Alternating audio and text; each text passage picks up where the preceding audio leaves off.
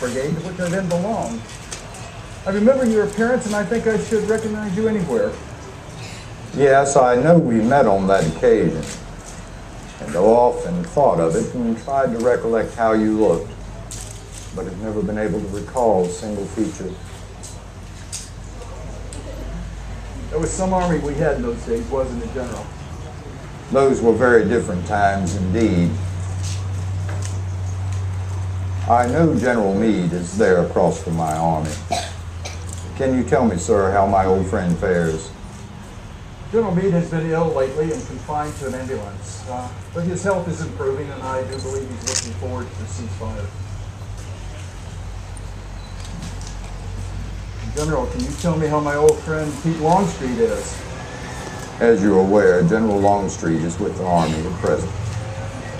He is healed quite well from his wounds, thanks to a gracious God and some good nursing. General, can you tell me what you hear of George Thomas these days? General Thomas is well, sir, and serving in Tennessee now, I believe, and I believe he's also looking forward to coming home, sir. I suppose, General Grant, the object of our present meeting is fully understood. I asked to see you to ascertain on what terms you would receive the surrender of my army. The terms I proposed are stated substantially in my letter of yesterday. That is, sir, all officers and men surrendered are to be paroled and disqualified from taking up arms until properly exchanged. All arms, ammunition, supplies to be delivered up as captured property. And those are about the conditions I expected would be proposed. I think our correspondence indicated pretty clearly the course of action that we would take at our meeting. I hope it will lead to a general suspension of hostilities and be the means of preventing any further loss of life. I presume, General Grant, we have both carefully considered the proper steps to be taken here, and would suggest you commit to writing the terms which you have proposed so that they may be acted upon, sir. Very well, I will.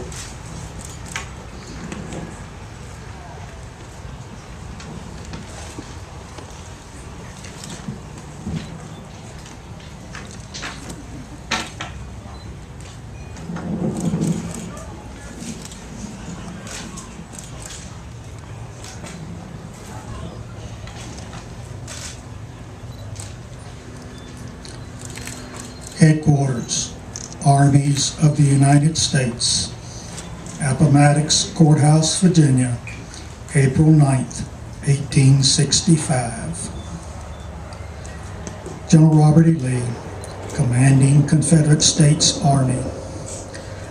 General, in accordance with the substance of my letter to you of the 8th instance, I propose to receive the surrender of the Army of Northern Virginia on the following terms, to wit: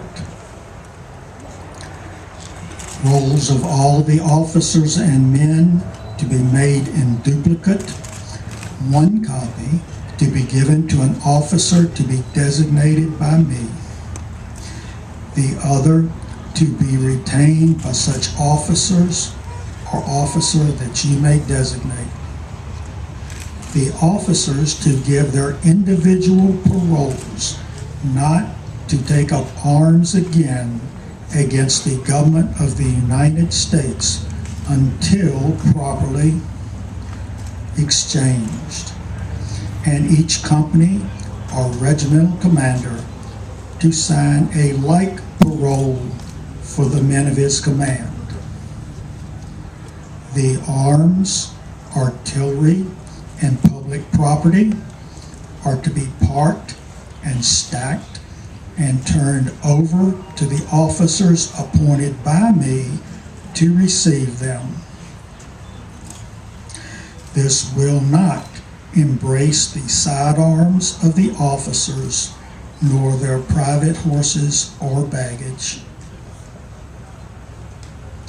This done, the officers and men will be allowed to return to their homes, not to be disturbed by the United States authorities so long as they observe their paroles and the laws in force where they may reside.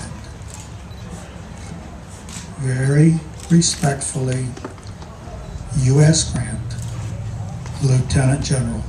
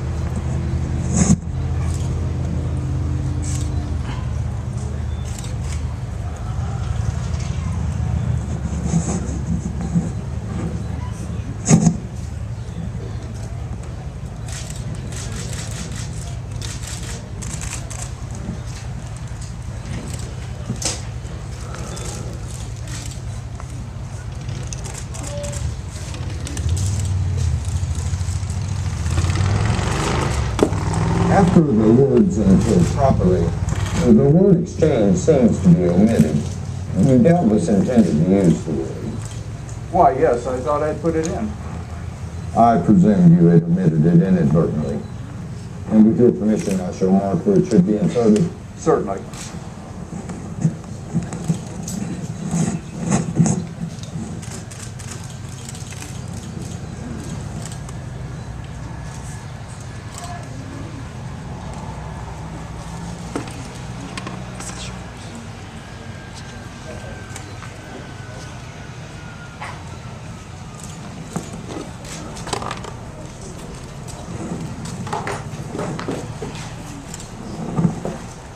This will have a very happy effect on my army.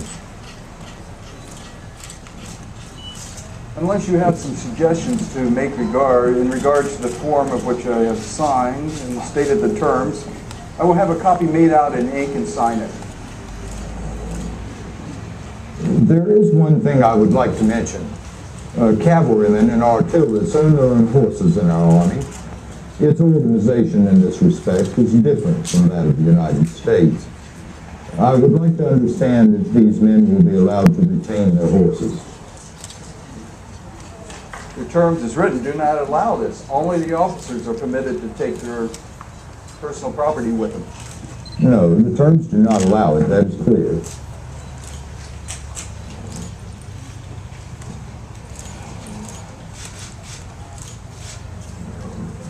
Well, the subject is quite new to me, of course, General. I did not know that individual soldiers own their own animals.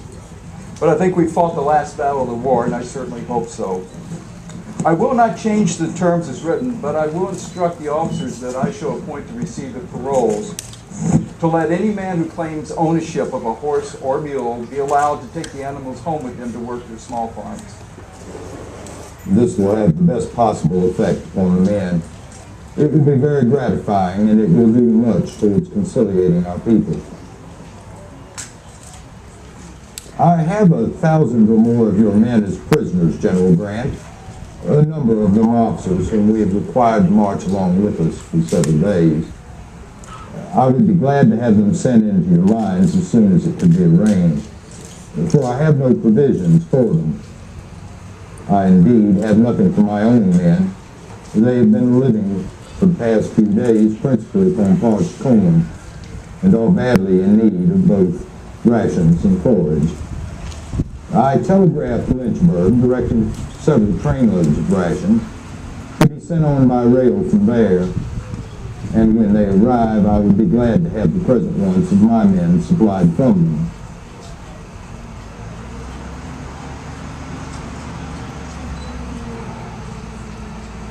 General, I'd like to have our men within our lines as soon as possible, and I will take steps to see that your army is properly supplied.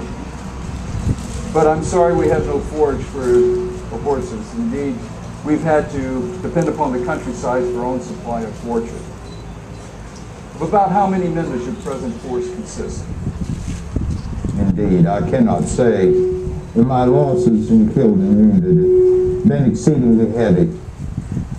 And there have been many stragglers and some deserters. My public papers and letters, and indeed my own private letters, had to be destroyed on the march to prevent them falling into the hands of your people. Many companies are entirely without officers.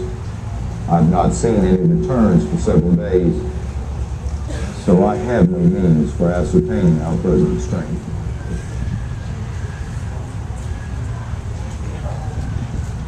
General, suppose I send over 25,000 rations. Do you suppose that will be a sufficient amount? I think that will be ample, and it will be a great relief, I assure you. I would like to know that General Meade will be notified of the surrender so that firing might not break out. With your permission, sir, I will send 2 officers through your lines to notify General Meade as soon as possible. Very well.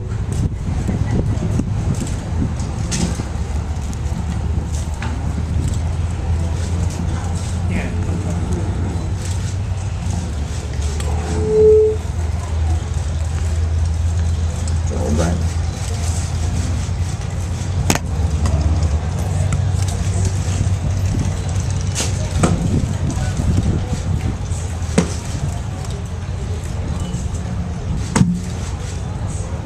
Orderly, my horse.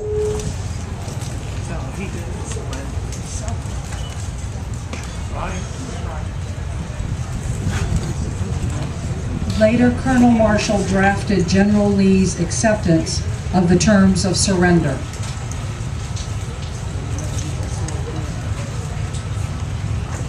Headquarters, Army of Northern Virginia, April 9, 1865. Lieutenant General U.S. Grant, Commanding Armies of the United States. General,